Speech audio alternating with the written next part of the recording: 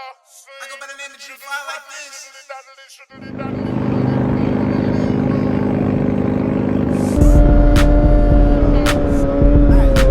She got a nigga like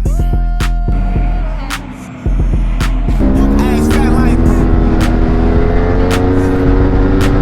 walk him down like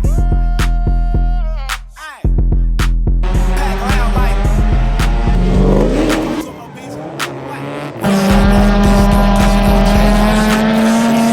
stay dangerous. Call it what you want, Ben Frank.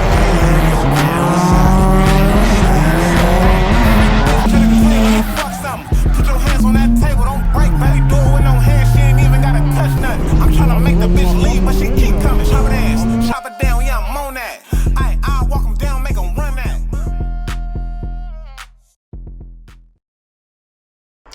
And it's the Dad by God, 1/4 of the Ride Squad. How you living? Now on this channel, I don't like to be biased. I like to be very neutral, but I do like to have at least an informed opinion if I say I don't like something or if I say I like something better. Now, I obviously like my R9 better. Guaranteed. I like my R9 better than the V2. But, so nobody can say that I don't have any experience with a V2, I went ahead and took the demo bike while I was waiting at So-So Cycles getting the oil change on my R9, and I rode that demo bike. That demo bike ride, it's coming up right here. All right, and here goes our competitor. Better exhaust, yes. Everything else, eh. So, I've never been a fan of high bar positions. Never, ever, ever, ever. Even with the R3, got clip-ons. I don't care what the bike is. I want a lower, more aggressive hand position, which gives you a lower, more aggressive riding position. We've already talked about the seat cover on the R9, similar to this, very similar to this. The brake master, the brakes, the fluid carriers, same. So that's what makes it really cool that you have a Yamaha that is of a high standard, as some of the bikes are some of the highest of standards. This is the V4S right here. You've got one of the fastest bikes on the market. I feel like they're different because the bleed valve is out on the banjo on top of here. I feel like this is a different model caliper. I'll accept that because, I mean, you're dealing with a 200 plus horsepower motorcycle here. These are the same bleed valves on the inside. So that's what makes this Yamaha special to me in my eyes, because it's extremely similar in equipment as a lot of high-end motorcycles. So just for shits and giggles, because it's available, I just asked to see if I can take the demo V2. Don't need to really go ride it because my thoughts just are what I used to experience on my 848. I had an 848 back in the day. I just want to see how it's changed. Obviously, key and on position, starting kill switcher right here. This will allow you to fire it. You know, Ducati, big twin, so hold it down until it completely fires up. 29 mile range, so you should be good to go there. Changing the power modes is the mode button right there. So you press that here, and then you can select through with the cursor. You can do either the setup for the ride mode or double click up and it'll move into said ride mode. And then once you select which one you want, just press that center button in. It'll change there. You'll show it on the left hand side and you're good to go, man. There goes your bike. RPMs, gear indicator, all that good stuff, man. So go take it around the block, see how you like it, man. All right, let's see what the competitor looks like. Let's do it, man. Let me know what you think. Okay, absolutely. Oh, it's way softer than the R9 for sure.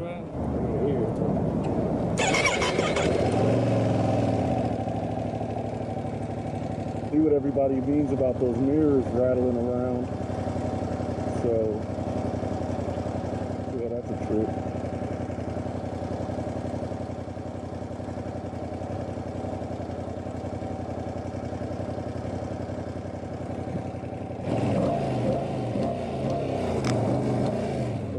Sound is cool. It's weird though.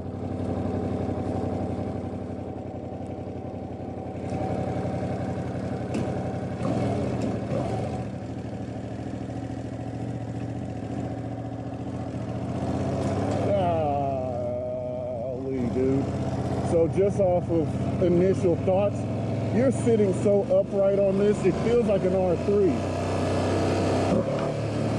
Good fucking torque. There goes my R9. He's riding the R9. That's just sick. I ain't gonna lie. seeing that bike, seeing my R9, it doesn't compare. I do not think that this would be a better bike or a better option for me. This really does feel like an R3. This absolutely feels like an R3. Nice tight radius though. Because these handlebars are so high, it's almost like the it's almost like really riding an adventure bike. I've never ridden the Super Sport, so I'm really not sure how that one feels. Not bad, but squishy brakes, kind of the same thing like how the R9 feels.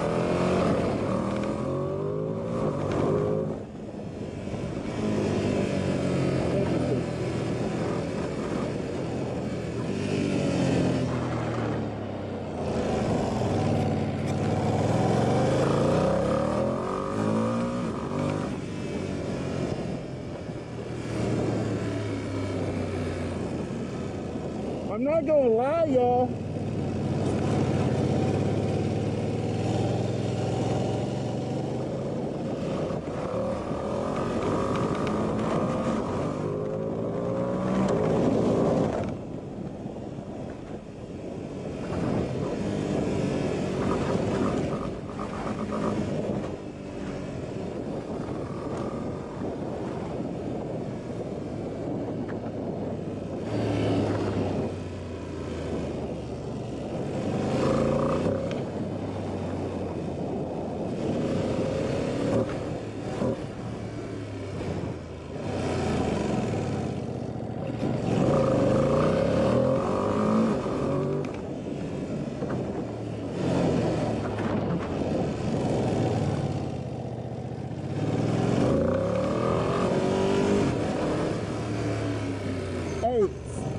So real shit, the torque, that's a ton of it.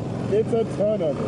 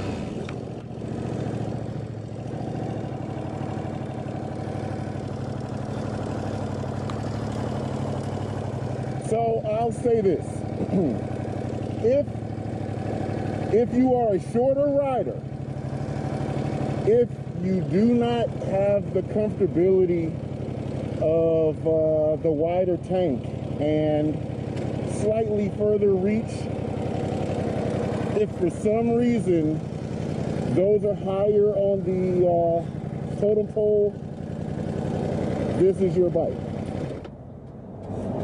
It's got the torque. It does have the torque. It just plateaus very quickly. This is really cool. It's soft. Just like out the box, stock to stock. The R9 versus this, when I just jumped on them fresh off the dealership floor, this is way softer. The R9 is a little higher, just a little higher. So if you are a short inseam leg and a short armed or short torso person, you might not want to reach that far over a tank, which isn't far on the R9, but just giving apples to apples, this is considerably shorter. From the seat to the bars is a lot shorter. Have to ride the competition, you just have to. And I'm totally not mad at my purchase.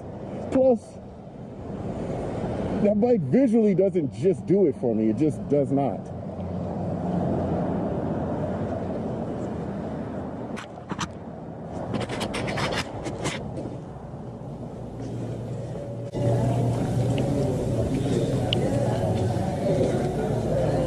think? Shorter, Yeah. inseam, softer, just initially. Very hard hit of torque. Yeah, very much so. Intoxicated. Yeah. No, it looks pretty good early on, man.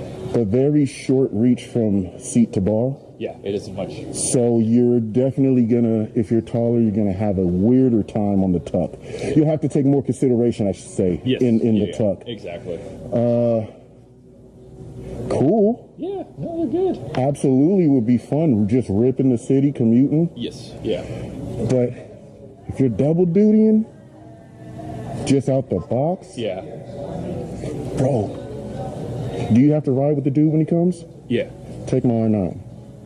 I can't do that. I can't do that. No, God damn it, stop, no. It won't even, no, I can't. No, I can't. No, I appreciate it, but no, I can't. One day, you just have to see. Well, I am getting the attack rear portion, the rear link. Yeah. That's going to be the only thing I do different. Okay. But, dude, the bike is just... All right. If there's ever a day you stop by because you're just in the area Yeah. and I ain't doing nothing and you got it with you, I will take it out for 5 or 10 minutes. Okay. I appreciate that. Okay. Seriously, thank you. All right. Yep. Dude, it is kind of sick. I will say it is kind of sick. Okay, so here's my thoughts, right? The bike isn't terrible. The bike is actually really good. Actually, the thing about it is I like that it exists. It is a perfect doppelganger to the R9. For what I'm into and what I care about, I could care less about commuting and comfort. That's the lowest on my ranking list for things that this bike needs to do for me. The R9 is incredibly comfortable, but that V2 is more forgiving, far more comfortable, far more chill, per se. Suspension being as soft as it was, that was startling. A bike that's going to be fresh out the damn dealership and go straight to a track, that's the R9.